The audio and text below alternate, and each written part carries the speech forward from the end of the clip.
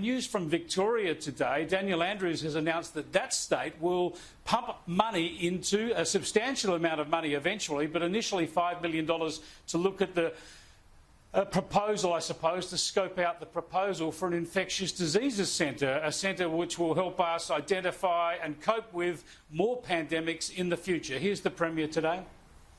This is exactly the right thing to do at this time. This has been a 1 in 100 year event, but novel viruses and global pandemics is one part of infectious disease.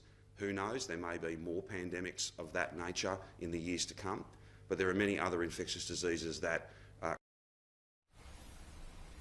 OK, so it's a good idea for Australia to have a centre like this. Daniel Andrews says he wants some federal money coming into it if Canberra chooses to, but you want to be careful about the way you run a centre like this, Daniel Andrews. Hygiene, quarantine control, all those things are very important when it comes to running an infectious diseases centre. You've got to isolate it and keep it secure.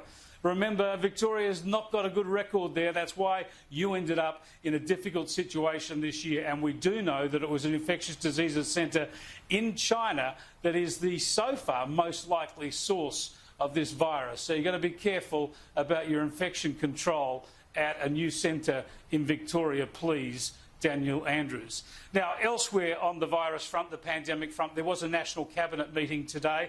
The big news out of that was that all of our state borders will be opened up for Christmas, except for Western Australia. Western Australia dragging the chain there. It's a pretty heartless and impractical, and I would have thought political decision by Mark McGowan over there. Hopefully he'll eventually catch up with the rest of the country, but it's pretty tough for Western Australians who want to get home for Christmas or people waiting to connect with family back in the West. The other issue, of course, is Australians wanting to get home for Christmas and for keeps. Of course, with the pandemic running amok in Europe at the moment and in North America, virtually right across the Northern Hemisphere, of course, because they're going into winter, they're going into the flu season. Things are bad now, they're likely to get worse. So many Australians are coming home. There just isn't the capacity in quarantine hotels like this so far to get them all in here. Here's the Prime Minister addressing that issue today. The fact that we no longer have New Zealanders coming through that process, that's freed up some additional capacity.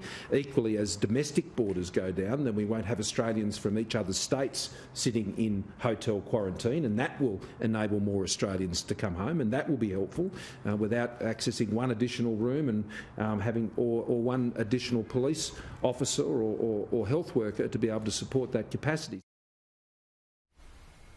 Yeah, the other thing here is, of course, Victoria has to lift its game. As I mentioned, and as we all know, it's the Victorian problems with quarantine that saw their international arrivals cut off. No one going into quarantine from overseas in Victoria anymore. That's been closed off for months. So Australia's second biggest city and second most busy airport shut off to international arrivals. They've got to get that started up again and do hotel quarantine again in Melbourne so that thousands more Australians can get home for Christmas, can get home to restart their lives here. The good news, of course, is that Daniel Andrews and the federal government are working on that, so hopefully that'll be up and running soon. The sooner the better for so many Australians who want to come home.